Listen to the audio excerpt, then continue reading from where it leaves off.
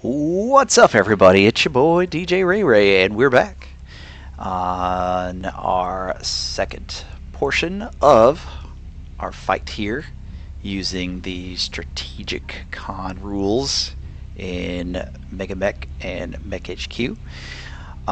When we last left off, we were looking for a key critical building. Had a little bit of a melee happening in the center of the battlefield, and we were certainly struggling in the dark to locate our target building that we needed to get to for scanning. And the plan is to at least continue at the moment, but we do have Pacer, who is in some serious trouble.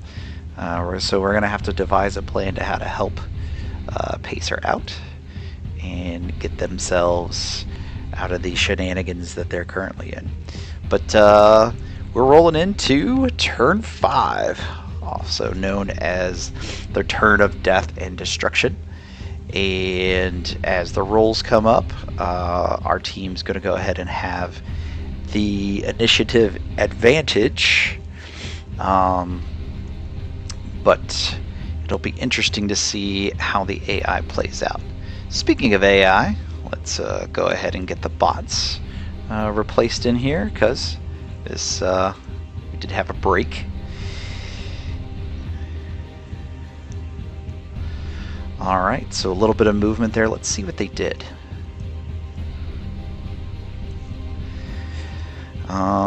As you can see, I may not have had this on last recording, but I've got our caution signals for those buildings that could potentially collapse under the weight of the currently selected mech.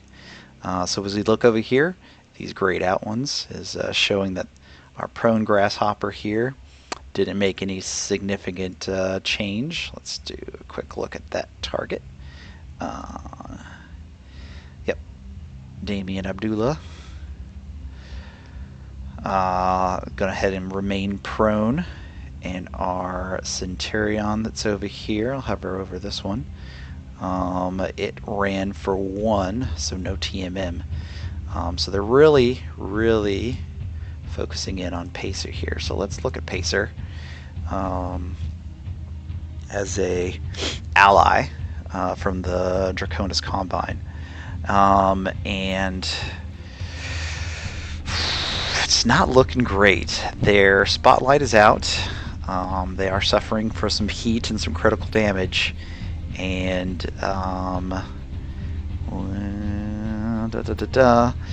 they are 3 pilots, so there's at least a better chance that they're going to be getting out of there. But they've lost half of their weaponry, and that is going to be a problem. We're going to pay, whether it be in C-bills or in reputation, for the fact that we did not defend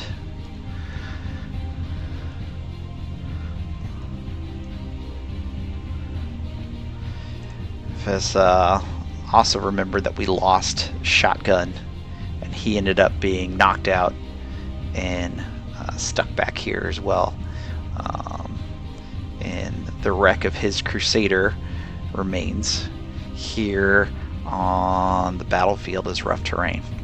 Alright, well now we gotta figure what we're gonna do. So we're down... Oops, that's not what I want.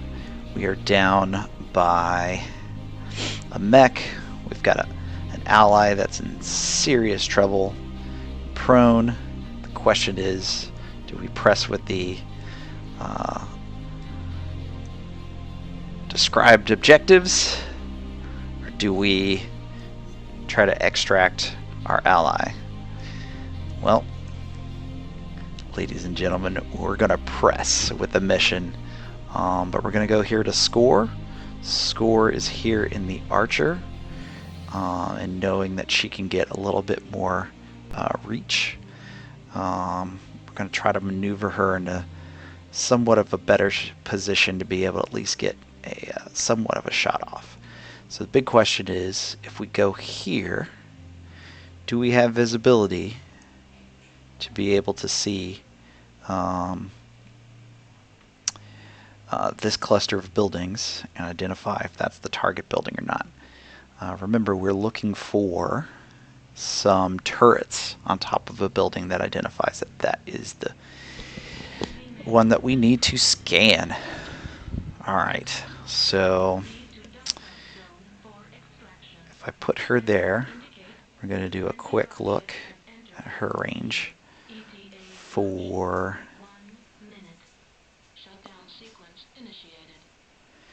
she has the range, but she won't have the visibility because of this building. So let's advance her up a little bit more. In fact, we'll get her to right there. We don't want the sprint, so let's keep her at 6. Can we get a twist in? No, we cannot. Alright, so that'll be her 6 movement, and she'll be able to do a torso twist. Let's see if she can see the grasshopper or not from here. So, line of sight to the grasshopper. 2 is a mech. It's also a neck. Nope, it's going to be blocked by terrain. It's just barely on the edge there. So it's really that Centurion. It's the only one we're going to get a good shot on. Which is okay because this is prone and it'll actually get a advantage for being prone. Alright, so that being said, let's get score to advance here. Alright, a little bit of movement. Let's see what they did. And a whole lot of nothing. Looks like they just kind of set their thunderbolt there. Does look like Pacer tried to get up, didn't. Let's do a quick look at the round report and see if it says anything about their movement. No, it's not going to tell me right now. So let's do that there. So Pacer is still not doing well in their Marauder. Armor is holding strong. They just have a bit of a disadvantage, is that right leg is completely gone. Alright, that being said, let's go take a look at our Highlander and our Zeus, because checking with score, we did not identify or find anything in this building cluster or that building cluster. So let's go take a look at what Centurion can do, who's into Zeus. Again, that's not confusing at all. But we do have some water depth 1 here. I think at the moment we're going to want to avoid that because we want to keep moving at a running pace. So let's advance here. We don't want to necessarily turn our back. Oof, we might only go to this hex and then give a little bit of a twist, knowing that at least through the buildings we have cover for line of sight. Nope, I'll take that back. We're going to continue for the full 6 and get our 1 team in. Okay, a bit of movement there, which is not going to focus too much on. Still looking in our visibility range. Nothing. There's a lot of buildings out here. Alright, Slingshot on the other hand, understanding that it's going to be out of line of sight, we're going to press him hard, walking through this rubble, who's going to need a piloting check, but we're going to want them to continue to advance. You know what? What about this direction here? Let's take a look and see what we would have here. So we'd have visibility here, but not so much in these locations. but we do kind of gain some visibility up in this direction. Let's try it, see what happens. Okay, shotgun right now, mobiled, cripple, can't do anything.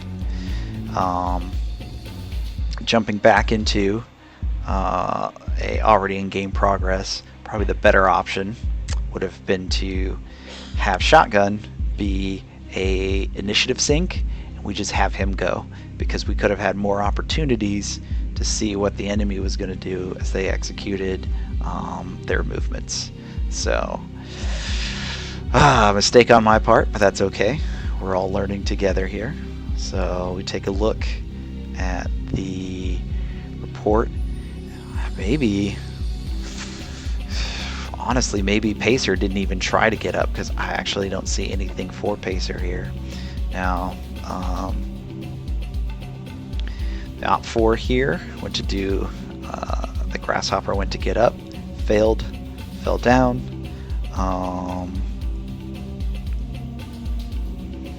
Thunderbolt was successful in its piloting check to get up. Okay, so let's move on. Alright. So we look across. As we anticipated, we won't have any shots with Centurion, where I might have a shot with Slingshot. But it's not looking good. However, there's a spotlight happening there on Pacer. But nope, we're going to skip firing. Now let's just take a quick look at the Archer. Does look like we'll have one shot available. Let's see.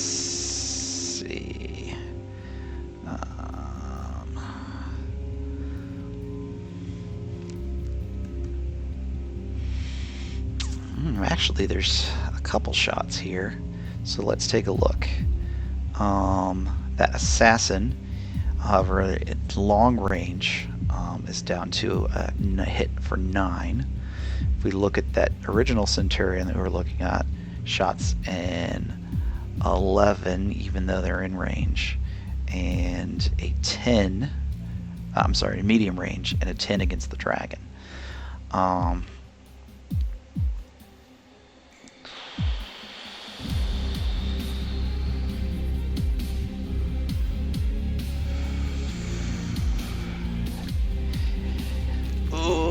Interesting. Okay.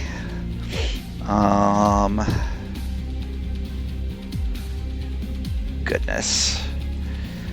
Let's do a quick change of the view.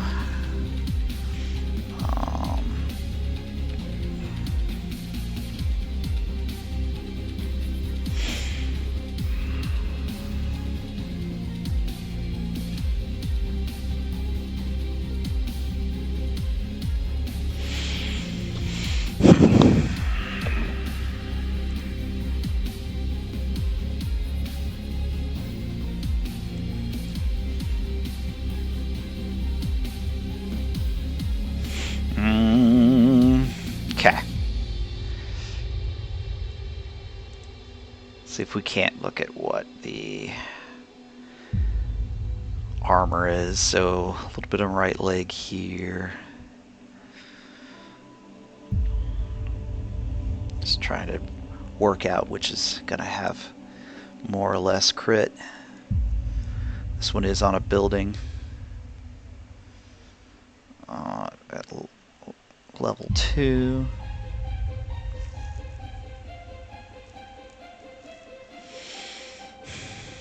And as far as where we're with heat,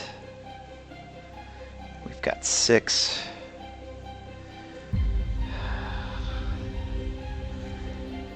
You know what? I think we're going to have to go for the 9. We're going to have to go with maybe even only a one-shotter, because that's going to put it 2 over. We want to keep the speed going. Yeah, let's do that. And then all lit up. And of course, shotgun can't do anything.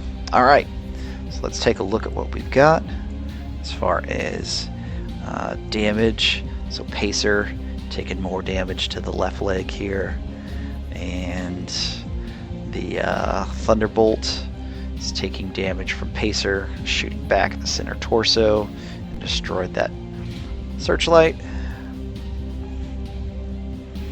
Again, Pacer taking some damage, this time from the Ostrock.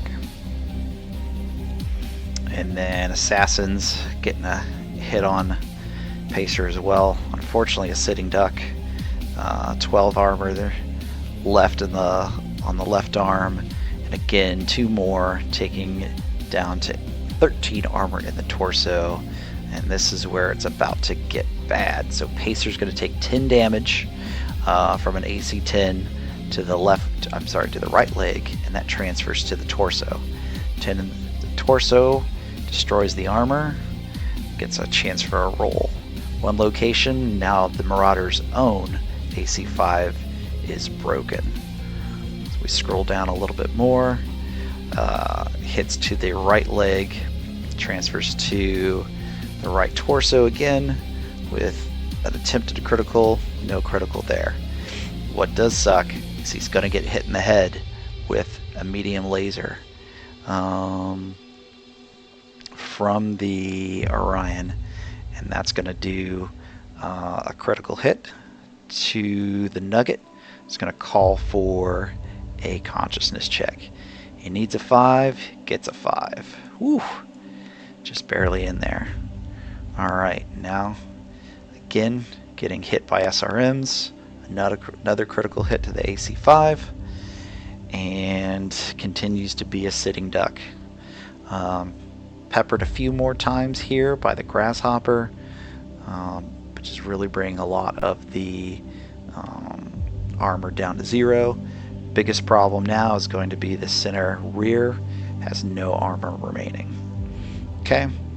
The Dragon continues to pound through, taking shots at the left arm, 10 armor left. And as we roll through a little bit more, we get down here to the Thunderbolt, firing off that rapid fire machine gun, and 2 damage across the right leg, the right torso, and that center torso. Thankfully not in the backside. More machine guns, more SR2s coming from the Thunderbolt, and center torso armor is down to 20. Finally, Slingshot gets a chance to fire off her missiles. She needs an 8, rolls an 8, thank goodness. She'll send in 5 damage to the left rear torso, and also gets a headshot, thank goodness. So a hit to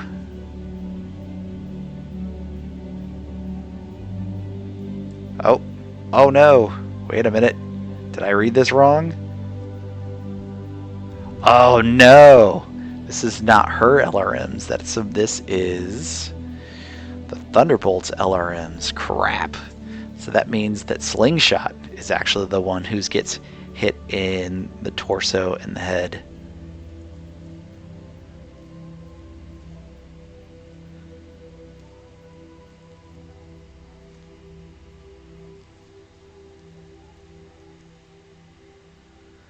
Oh, that's right. Slingshot is up here. So this is Slingshot getting hit here in the rear. Got it. Alright, well, let's roll back real quick, because at some point our LRMs for a 9 misses with a roll of a 7.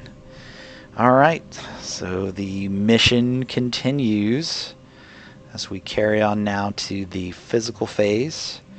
As we go across, our folks right now don't have anything significant in the physical phase to do, so we'll be skipping attacks for each one of those.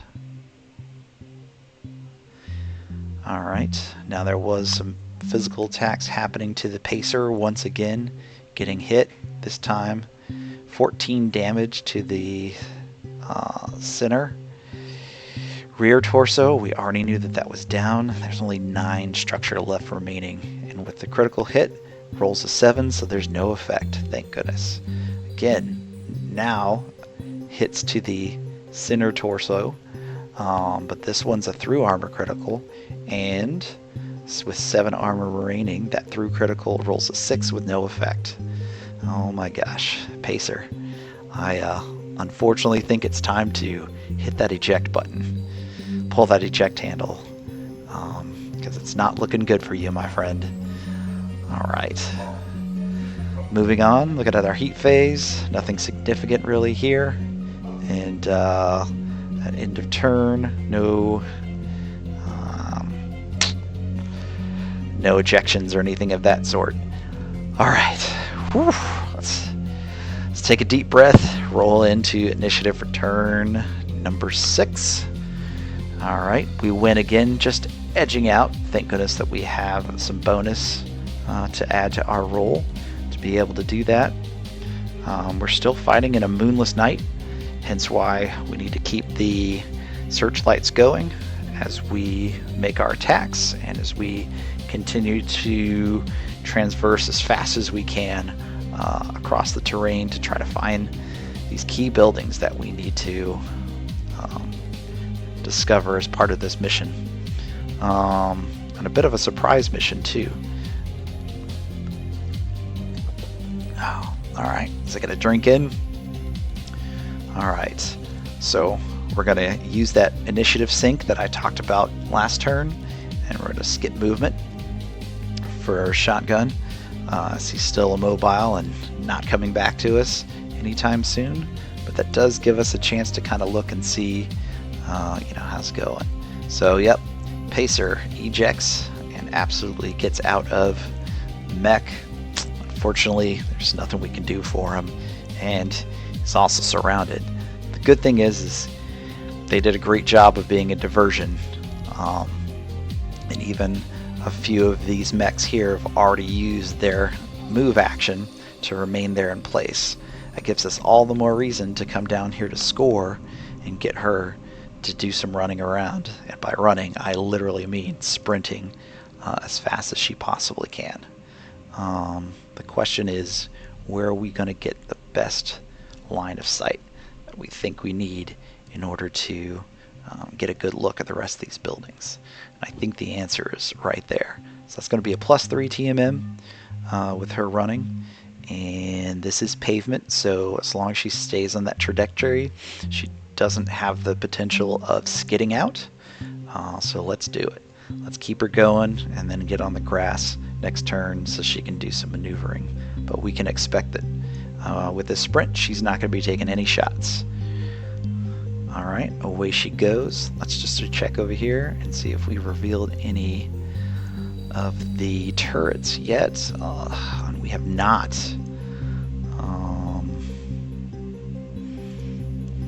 So we click on her just to show what line of sight is. I think there's just a couple places here at height 1 that we didn't quite get line of sight. So we may have to scooch a little bit closer. But let's go up to take a look at Slingshot, who took that hit in the back last turn, and see if we can continue to advance Slingshot forward and gain some distance away from the conglomerate of baddies that are over here. Alright, so advancing here is going to give us a TMM of +2. It does give us good visibility on the rest of these buildings. So we'll let him press, and then let's see if he revealed anything for us. Nigh indeed. Alright. Now it's starting to get tricky. And Centurion, don't believe has any jump jets, but let me just take a quick look. Yep, nope, still a 4-6. Oh, because it's not Centurion, it's a Zeus. Even I got tripped up. Goodness. Gosh, I think the best we can do is try to sprint to that location. Again, maximize visibility. We've got this assassin. It's trying to work its way up, but at least we can get cover if we're behind this height 3 building. And Slingshot should be able to get at least partial cover from any shot from that assassin as well. So let's go ahead and move there. And then, as expected, Pacer did eject. And landing in clear terrain, rolled for ejection, failed. It does say the pilot ejected safely. That fallen grasshopper did get up as well. I think that he's still alive, even though he failed the ejection.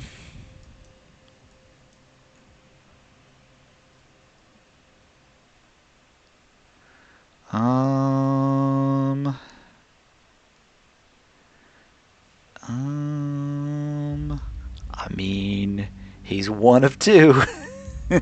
So, he remains. Alright, let's move on to shooting phase. Archer sprinted, no shots there, so we'll skip that fire. Also, our Zeus sprinted as well. And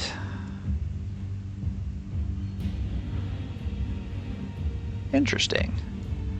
The visibility of the assassin went away when we moved the Centurion. Fair enough. But that also means that we don't necessarily have a shot either, I believe. So we're going to do a quick torso twist here. And we do have the opportunity to take a shot at this Osrock here with a Gauss rifle. We can also fire off. No, we cannot. Not in the arc. That's in the torso arc. So with the Gauss rifle, could be able to reach back. 11 there, a 10 there. We will be using this a working spotlight because that is in place.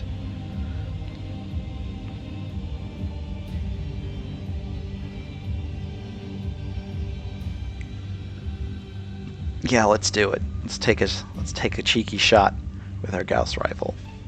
All right. And of course, nothing's coming from shotgun. Alrighty. The Osrock was hit by a glancing blow because of their narrow profile quirk. Hit in the right leg, so 7 damage taken to that leg out of the Gauss rifle fired by the Highlander.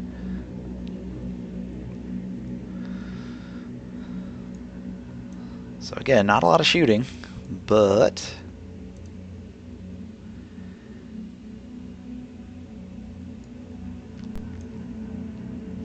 we continue to move out in a scouting fashion. So skipping through any of the physicals that we would be engaged with here, and looking at our heat, again, not a lot of shooting, so nothing significant there. Okay. Moving around to round 7, again winning initiative thanks to our bonus. Even regardless, we would have eked it out by 1. If we look at right now, kind of looking at how much BV battle value is remaining, we're just under 80%. So we're still doing well with regards to value after losing a whole mech, but we still have light damage mechs, and we're still definitely outnumbered, outgunned. Alright, let's continue to move up here.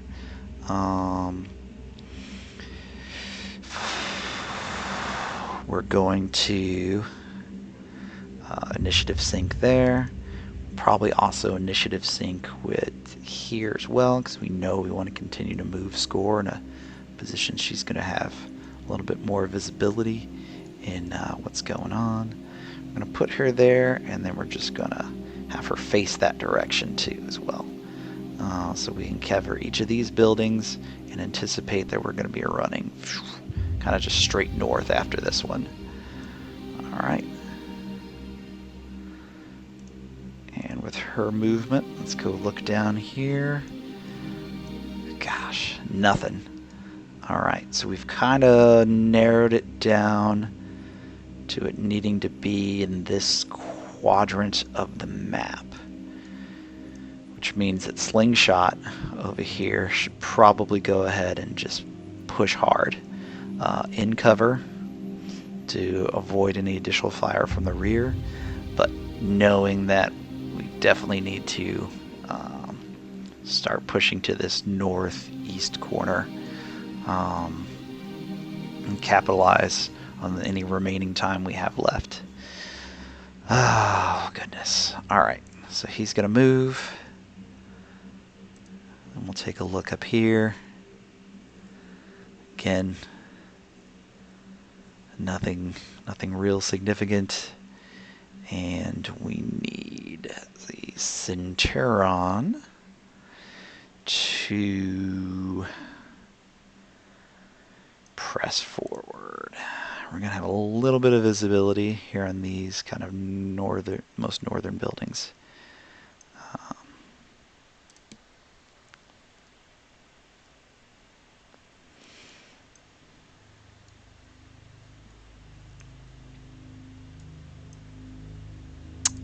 Yep, whole lot of nothing. Whole lot of nothing. Alright, so a fire sink there, fire sink there. Actually, everybody sprinted, so no shots on our end. No shots on their end. No physical attacks that we're going to engage in, and no heat gained. So we're definitely playing the cat and mouse game, and we are a running mouse. Possibly something interesting. We'll see if at the end of the phase round or the round here, but it does look like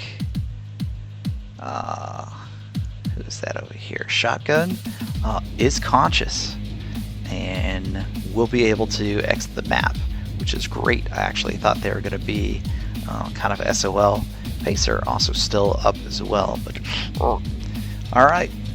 Winning initiative again. Let's go ahead and press on, and we will go down here to Shotgun, who is able to at least start moving a little bit. We're going to give him the most clearest path on the way home. So I'm going to overkill and say, hey, need you to go this way, maximizing the 3 movement that we can get out of you. Okay, so there's your 3 movement points. Let's go ahead and look what score can do. Already took a look at all these buildings, so as discussed, we're going to push north as much as we can. So I push right there, and honestly, she's not going to get any shots off, so we need to go ahead and sprint as well. Again, checking, no visibility of any of these turrets that we've been looking for this entire game. So let's get Slingshot and move Slingshot across as best as possible. We want to move in a straight line, get the 2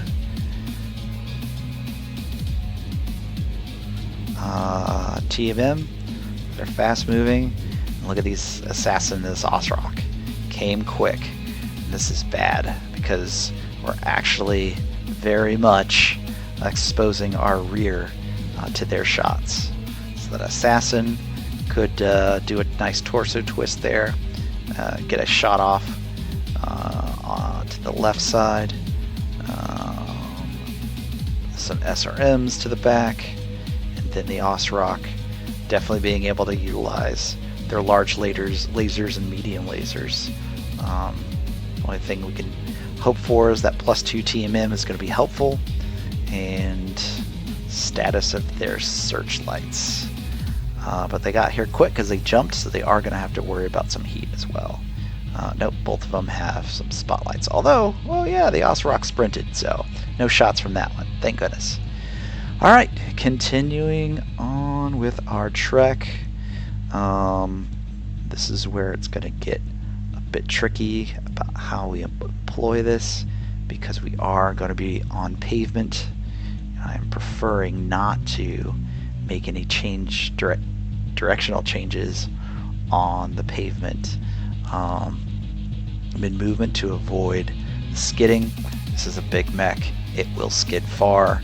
We can't afford any non-combat damage. Alright, so as they move forward, there's a possibility for being bogged down on the enemy assassin, but they rolled the 10 that was required. They're good to go.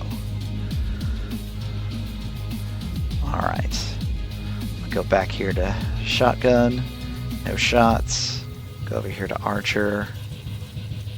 Don't anticipate. Nope, she sprinted. Of course, slingshot sprinted, so no shots there. And finally, Centurion and the Zeus sprinted as well. Assassin did not get a shot off. So no weapons attack. And we'll skip through all the physicals as well. Okay. No heat as we move on to round 9. Timothy Seals is the music that you're listening to. That's the composer of the music. It's a tribute, an ode to the MekWarrior 2 soundtrack. Excellent job. And if you like it, go find them on YouTube and or SoundCloud. Go ahead and follow them there. All right, T1, us got a fat 11 over their 4, so we'll continue to use our advantage in the initiative. But by God, we are still struggling. And we're initiative sync with shotgun as we continue to move them around as much as we can, so that they can exit and be recovered. Let's go ahead and see what score can do for us. And now we might consider keeping her in a run versus a sprint. Looking at what visibility is available. As of right now, the grasshopper hasn't moved, but there is visibility to it. And then dragon hasn't moved either. Might be slightly out of range, but running parallel too. The important thing is we're checking out these particular buildings over here.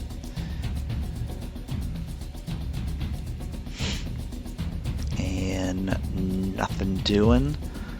Let's take a look at the Highlander. So this grasshopper did move and take, I'd say, a significant movement for an attack. So if we go here, there's not a chance for a skid. Do we go here and there is a chance of a skid? There is. Okay. Oh, no, I might be incorrect. So if we go here, okay, there's no chance of a skid because it's a walk. So they're carefully making that turn. But that also means that our Gauss rifle and a twist will get our LRMs in range. And most likely a medium range. Long range with the 6s. We don't get that team in bonus, but we set ourselves up to continue to sprint. Other problem is we've got this assassin, this Osrock to worry about.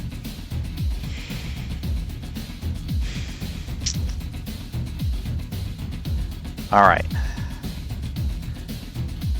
We've still got a lot of armor on this, and I think it's going to be a time for at least Slingshot to stand and deliver and give Centurion over here a little bit more breathing room. So let's get him to walk forward. We've got the Assassin that lined right in the back at short range. Now we've got Centurion over here that we need to worry about as well. It's going to be a similar scenario, as we're going to have to walk if we don't want to skid. A big question is, what type of visibility are we going to have? So it does say, using our ruler and identifying here that there is no intervening terrain, is that we have a good chance to be able to get a shot on at a range of approximately, let's see, 1, 2, wait, it said the range, didn't it? Distance of 10, so out of the brawl, but enough to keep, you know, arm's length. I'm really trying not to have any of our mechs maneuver themselves into a bad position. There's also, at this point in the back of my mind, since we've visually seen a whole bunch of things here, that the turret that we were allegedly going to need to go to and identify did not get generated. And in that case, if we work this corner here in the northeast and we get nothing, I think we might run through this midsection here and just exit. Call this mission a loss. Because there has not been an identified turret yet, and I fear, because we're still learning, Stratcon is still in beta, is that the turret wasn't placed, and therefore we didn't have the actual building that we needed to scan. Alright,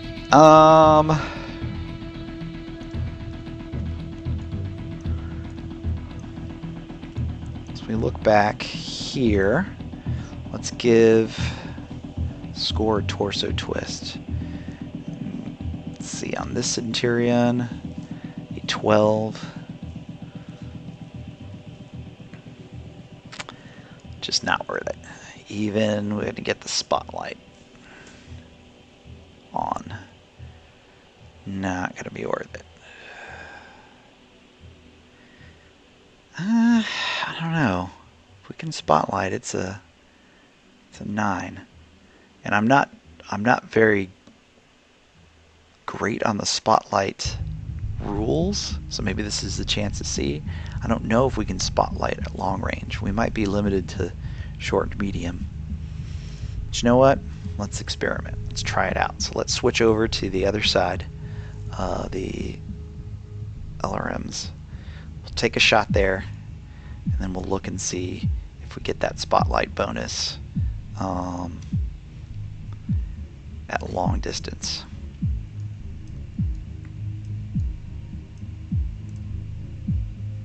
Okay, I see the spotlight,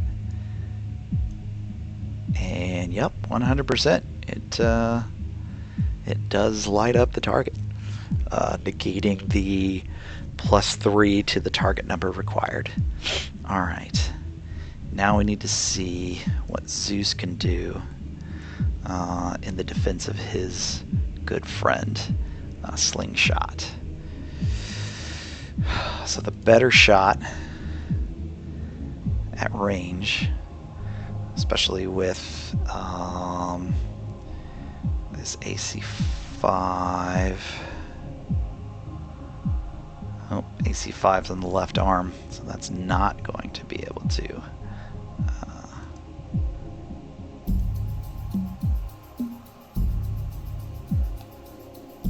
Nope, that's That's not going to be helpful.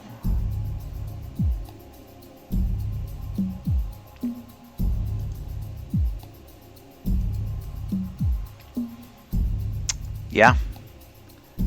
Because of the right arm reach, this is going to be the only really viable target.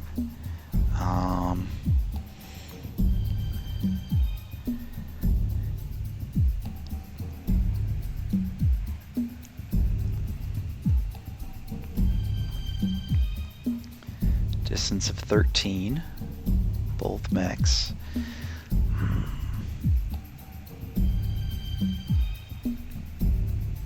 Is able to reach over this height 1 building. Alright, well, let's hope that we can get that spotlight bonus. Oh, is it in there? Now I see it in there. See, I didn't see that in there before. So moonless, target using searchlight. Ah, the target is using searchlight. Okay, that's the difference. Not that the shooter, but the target we've already designated is using a searchlight. Alright, got it.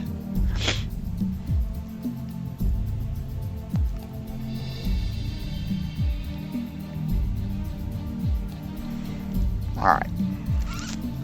LRM-15, fire. Alright, now the Highlander gets an opportunity to defend itself with its right arm. The question is, does it go for the assassin or the Osrock? I think the answer here is going to be that Osrock. It's a Gauss rival shot. It's going to be critical. Also makes me want to go back and look at rules of spotlights, because spotlights are torso mounted, which means you may only get the bonus for utilizing a spotlight in the forward arc, not the arcs for your arms. You have to consider that in the future. Alright, shot. And that seems valid because the slingshot did not produce a spotlight as the archer did when it made its torso twist. Good to know. Alright, let's look at the damage, everyone. So that Osrock, let's go up here. Take a look at that conflict right here. The Osrock came, needed a 6, got a 6. 8 damage to the right arm. Also took damage to the right leg. Also took damage to the left leg. But the Highlander, staying strong, standing and delivering. Alright, the assassin came from the behind. Takes a shot, rear left torso. Damage against the searchlight, searchlight's destroyed. Shot with a SRM02, misses. Thank goodness. Alright, so now Archer gets its shot against its Centurion enemy, needs a 9, rolls an 8. So we can see right here, as we pseudo calculate it out, that this would have been 12 without the searchlight, but it was hit. It was reduced because we were using a searchlight against it, and it ended up being a 9 versus the 12. Alright, wrinkle in the brain. Next, we had the Zeus, took its shot, again, missed by 1, sucks, moving on. The Highlander was able to turn its Gauss rifle around, take a shot, needed the 6, hit it with the 6, 7 damage to the left arm. That's all a Gauss rifle could muster? Gosh, I thought it was more than that. Let's see. Oh, yep, it's because it was a glancing blow. So, low narrow profile means that the matching in target to roll is in fact a reduction in overall damage. Alright, so now the Highlander taking 20 damage from its 2 aggressors, needed a 6, rolls a 3. Terrible. Falls down, goes boom, falls on its right side and hits its head. Oh my gosh. So, takes 1 damage there. And stays conscious, but then to make sure that it avoids yet another pilot damage, it rolls a 10 above the 6. So now he's prone, which we didn't want to happen in the first place, but by God, it did. Alright. Now we got to consider... Oops. Alright. Now we have to consider, as we skip through these physical attacks, except the assassin did take a physical attack on the right here at prone, because it was just here at 7, and it was prone adjacent. Hit to the right torso, 20 armor remaining. Alright.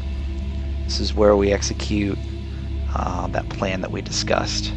So what I'll probably do is the Centurion has already moved this way.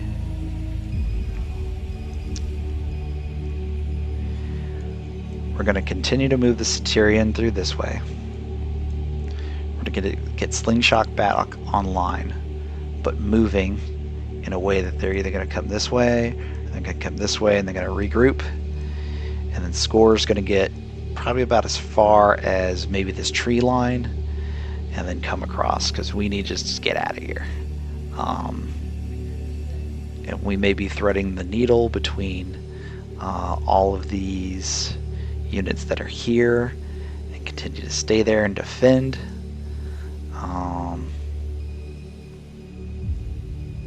But yeah, we need to get out of here. We may even go for the open terrain and go this way, which means that Score will backtrack a little bit, but I'd rather she get up here and be able to provide a little bit of more support. Big thing is what is going to happen with Slingshot is he's prone. Going to take some significantly excellent rolls in order to keep us going.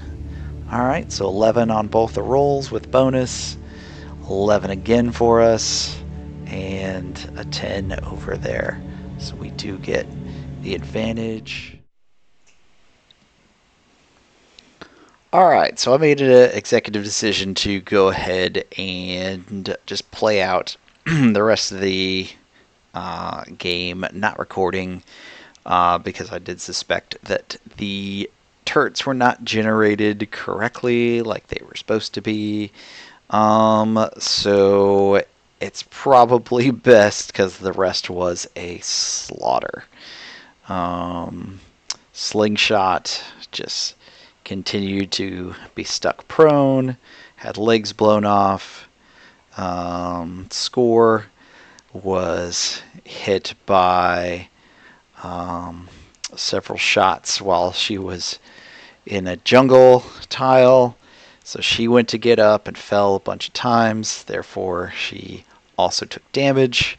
And then when she emerged from the jungle, she was hit again and went down, and crew was killed. In addition, Centurion advanced with his Zeus as far as he could until he continued to get pummeled with not only headshots but also gyro shots. And he took 2 gyro hits and had an ineligible mech, so he had to eject. I said ineligible, incapable mech. And so he had to eject. And once he ejected, apparently they don't play by the ransom rules. They destroyed him. And so the game continued on its own without me playing for the next, I don't know, 20 rounds or so. Maybe 15 rounds. As we waited for Pacer from the Draconis Combine to flee, and which he did. And so here are our resultants. of the match. We lost all 6 of our units. 4 of the crew ejected. 1 crew ended up being trapped. Another one killed. And then through ejection, 2 were killed and 2 fled.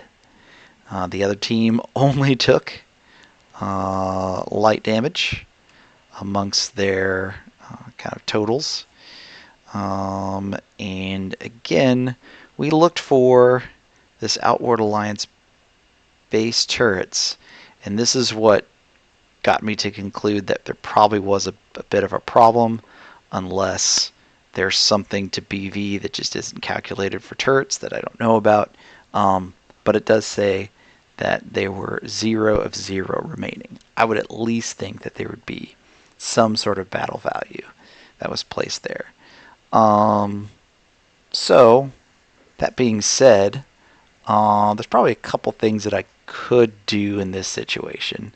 We can do the magical hand waving, and we can be like, oh, okay, well, this was in the simulator, or this was remnants of a fight that had gone bad in the past. But there's a lot of work to do to hand wave the rest of the damage that's going to show up in the next screen when we go to MekHQ. So let's go to MekHQ real quick. And what I think is going to happen is we're gonna take the hit, and I'm going to wrap up this video and make a decision of whether or not I go ahead and continue with this campaign, or we make some adjustments and we come back with a different campaign, again using the same settings. There'll be different personnel and different people in the cockpits, and a new contract. But I think it met the intent of kind of sharing what some of the settings for MekHQ and MegaMek and the Stratcon rules. So yeah, if we look across, everything's going to be a total loss. I'm going to accept that. We're going to accept that Score got killed, Slingshot also got killed, and that Crusader, Shotgun, was able to flee and get the hell out of there. However, this is interesting. It says that he's missing in action, but I 100% know that he was killed in action because he got shot. So that's terrible. So we'll consider them killed. Grasshopper kind of in the mission killed himself, so nobody gets to claim that. And if we look at our total objectives that we were required, we didn't force withdraw the 75% of the enemies. We did fail to preserve the Draconis Combine mechs. We definitely did not preserve ourselves. We did not scan or leave intact the buildings where and I put this in air quotes, turrets were placed. So yeah, this is a complete and utter defeat. I'm even going to put it here as a decisive defeat, because it was terrible. And we will just open this up here before we close it out. Just take a look at everything. Yep, so 3 dead personnel, only 1 recovered. We've lost a third of our company, that being 2 of those are assault mechs, 2 of those, oh my gosh, are heavies. That's a significant amount of BV that we've lost there. And this was just a scout. We were just going out, seeing what was happening. So very rough. All right, now we get here to kind of what happens when you need to pay out some grievances. Think along the lines of this is kind of being a compensation for being lost in the line of duty to their next of kin. It's going to be, this is automatically done for us because we're doing the payout versus giving a mech away. And yeah, so we're going to put the 40k there, sorry, 400k of C-bills out of our significantly large amount, but we're going to accept that. And MegaMek's going to close out, and we can now go to our TO&E, and as we open up, we will see there is no one left in the command Lance Alpha, and also that command of the company. Let's see. Oh, it doesn't put it. I thought it was going to. Oh, yeah, it does. Okay, right here. Command of the company has fallen to Helena Spider Monkey Sai. So, well, LT, congratulations, I guess, on your promotion to company commander from Lance Commander, but it's definitely not the way that you would have wanted to. Also, we got to get over here to Shotgun and get him into the infirmary. So let's go ahead and select them, assign them to the infirmary, because they do, in fact, have a maximum amount of hits up against them. Oh goodness, this was rough. This one was rough. So going back to the campaign state, this will stay in place until we advance. But yeah, this one was rough. This one was very rough. So, like I said, I'm gonna go ahead and wrap up here, and going to make a decision whether I am going to keep on this campaign, or if it just doesn't provide the entertainment value and the education value that I think it's going to, then we roll up a new mech company.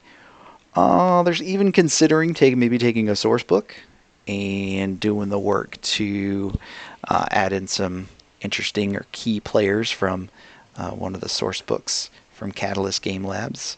I'm a fan of some of the Spotlight Ons. They do a great job of highlighting the inner workings of the maybe not so common mercenaries and outfits that are out there.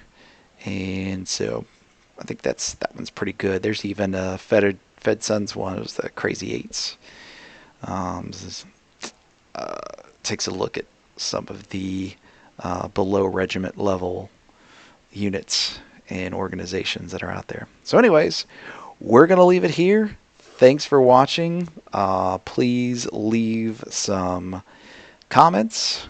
I love interacting with folks, and if there's things that you've learned or things that I missed, please share those in the comments as well, because as we continue to play through, we can all get better and smarter and stronger and faster and all that other stuff as we continue to share the ins and outs of this awesome platform of MekHQ and MegaMek as we play through Stratcon. All right, so that's it for me. Have a great one, and remember, gaming and gunpowder, live by one, die by the other. Peace.